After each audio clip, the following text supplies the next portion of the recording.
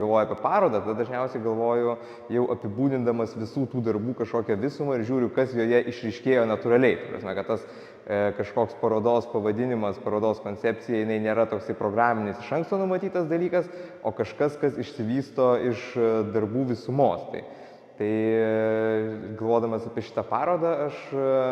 tikrųjų jos pavadinimas tai atsirado nuo vieno kūrinio, iš tikrųjų iš šito, kai aš galvojau apie norėjau panaudoti neoninės raides ir vis tiek kažko reikėjo užrašo ir kažko žodžio, kuris galėtų ten atsirasti. Kadangi tarsi toks vaizdas su slidėm, tarsi kažkoks kalnų kurorto peizažas su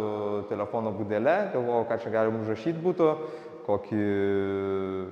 hotelą ar dar kas nors ir panašiai, kažkas šovė galvą resort ir patiko to žodžio tokia reikšmė, kad jinai yra viena vertus tai yra kurortas ir toksai labai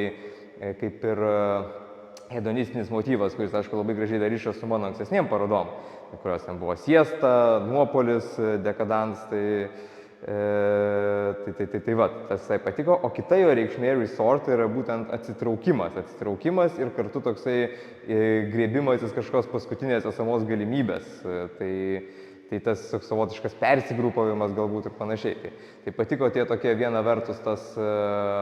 toksai truputėlį įtampos turinti konotacija ir kita vertus tokia visai